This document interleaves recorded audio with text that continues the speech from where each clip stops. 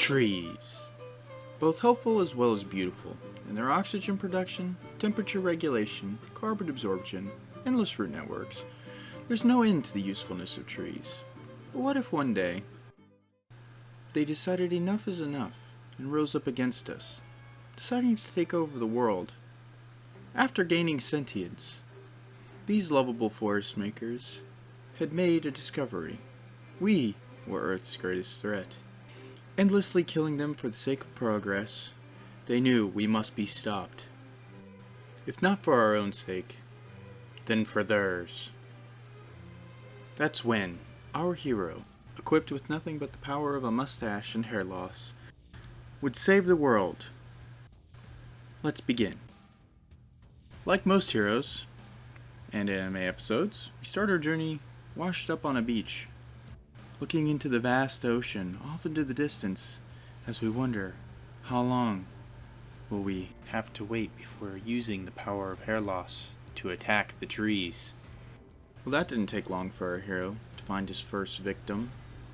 But instead of being the victor in this first run-in, we were actually the prey. Who knew that killing trees would be so hard? With all their sap and acorns, and whatever else they could find to throw at me, they were the victors of this first round, but I would have my revenge. So, like some good hero arcs, we needed to first be rescued by some rather overly excited individuals that we would touch on briefly, except for one, Wilbert, who we will immediately skip all dialogue and never talk to again.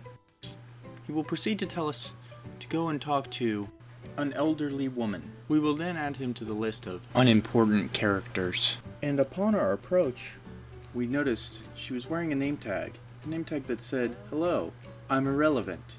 We proceeded to skip all dialogue moving forward, only to encounter another woman which we will never talk to for the remainder of our story. But unlike the elderly woman that we first encountered, she will give us something actually useful, an impressive backstory, and guns. Now armed to the teeth with the power of Western civilization, we can now enforce Southern justice upon our enemies, on the trees that are very dangerous. We will proceed to push some random buttons on a computer and have an exciting fight sequence. For those of you who would shy away from killing trees, it's either us or them. And after my first experience, that is not something I'm willing to try again.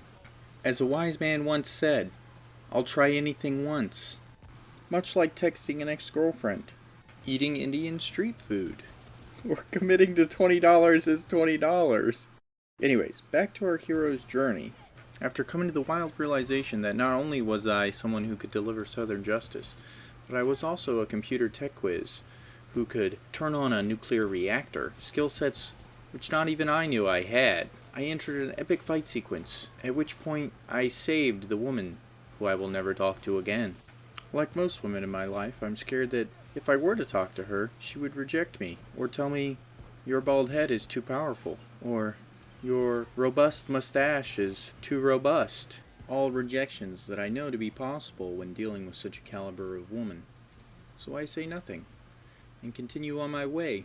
After the epic fight sequence, I will then make my way up the stairs, where I am stopped by a crippled man who asks me if I believe in destiny. After having no idea what he's talking about and having no answers for him, I will come to the realization he's trying to distract me from my main mission. Deforestation. The massive deforestation of the trees. Because there's only one hero who can save the world from the dastardly trees. I will then be forced to talk to the dementia patient one more time, where she will give me a key and assume that my abilities go beyond having an impressive mustache and bald head. After having a brief argument with her about my abilities going way beyond that, and realize I shouldn't be arguing with a dementia patient anyways, figure out what the key is for and illuminate this rather large and impressive rock, where it is brought to my attention that this is how I am to leave and begin the mass genocide of trees. I will then make my way outside, where I will encounter some of these devilish trees in the flesh and give them the choice: stop being evil, or learn what the Second Amendment is. After reciting the Second Amendment word by word and letter by letter, I then proceeded onwards, only to find myself distracted mildly by the irresistible opportunity of loot ratting.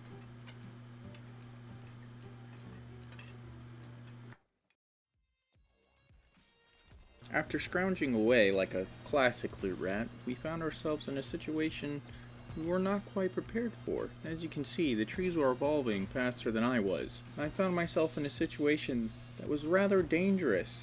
The trees, much like monkeys, had figured out how to use tools, such as armor and weapons, to their advantage. At which point I realized, much like a red-headed stepchild, I was going to get my cheeks absolutely blasted. So I realized the only thing I could do was bottle up all my feelings and emotions and cut down these trees endlessly and repeatedly till there was none left to terrorize me. After felling the last tree, I came to the wild realization that I had forgotten how to use healing items. At this point, my health was in critical condition, but I pressed onward until I came to the critical realization that I was going to have to become a sewer rat. Much like a loot rat, a sewer rat is an advanced form of being. You must become one with the hole you are entering. But enough rambling. We came out on the other end of the hole and encountered a woman.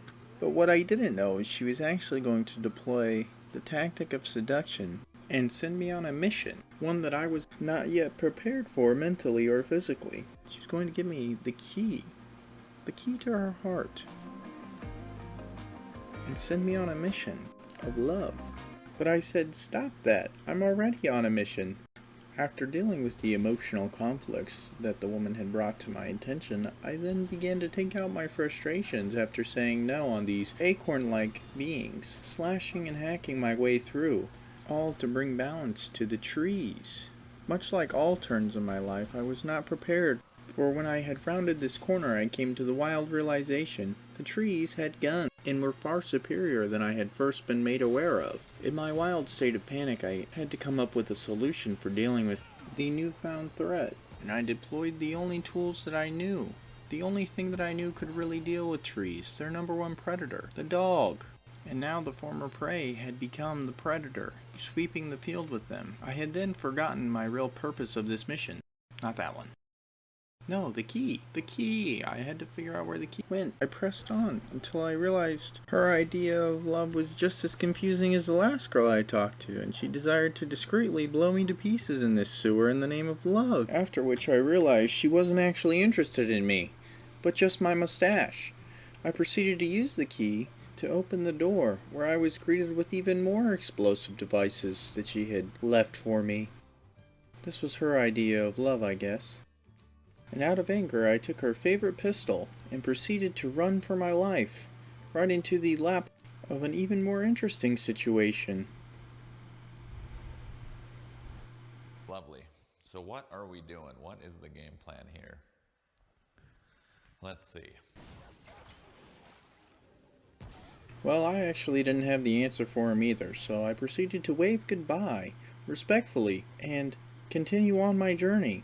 Because if I knew one thing, it was that the world wasn't going to save itself from trees, one such as this tree, which I added to my list of respected targets for deforestation. Because if I had learned anything this far, it was that trees were bad, very bad, for your health, for your well-being, bad.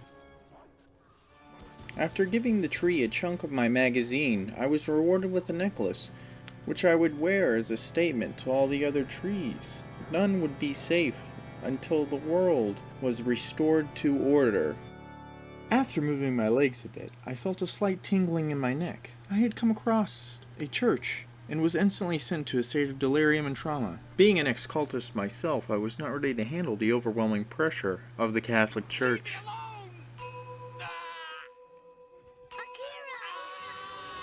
So I ran, to better prepare myself for whatever would happen next. After getting a gun and coming back, with every step I took closer, I could feel a slight urge, a slight tingling in my feet, as if they were getting hot. The minute I stepped foot in church grounds, my feet started to roast. So I asked myself, Was it my lifestyle? My sin? My stealing a piece of candy when I was 6 years old? Only one person could answer this. It was the mother herself. After a brief conversation, it was brought to my attention that the heat I was feeling was not because of my sin, but because the nuns had sided with the trees. After a moment of reflection, I knew only one thing could be done to correct this powerful mistake. We have visually censored the following, but will give slight visual representation of how I liberated the church. After rectifying the church's mistake, I had somehow stumbled into a new breed of tree's nest.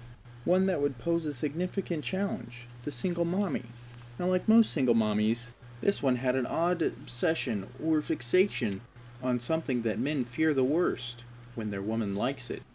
That's right, reality TV. And like most single mommies, this one was no exception. Through her addiction, she had come to the realization the power of reproducing and multiplying at an impressive rate. And then it came to me, the understanding and realization that this was not a fight that I was supposed to win, but actually a covert op, a ploy to try and lock me into a contract, the kind of which the single mommy is often familiar with. That's right, the child support agreement. So I used the same tactic my father did, and stopped by the milk aisle to pick up a gallon or two, and never looked back. After aimlessly running as fast as I did away from the single mommy, I had somehow stumbled into the arms of the final boss. In a brief moment in calculation, I knew something that he did not. At this point, I was in fact a tree-cutting professional, a master, you might say, a deforestation king. Through all my trials and tribulations, all my shrubbery removing throughout this whole adventure, and like all great lumberjacks, I had learned some lessons that Thint was about to find out. And like all lumberjacks, I aimed low, at which time Thint had seemed to have lost his footing. I continued to remind this tree of my tree-cutting professional status as I proceeded to fill him full of holes and beating him into the ground till he had fully submitted and given me his heart. And that's when our hero knew. He had done it. He had saved the world from trees. He had conquered them. He could now rest easy knowing that the world had been saved by his bald head and mustache. Wait, you're telling me there's 4 more planets to do this on? Oh my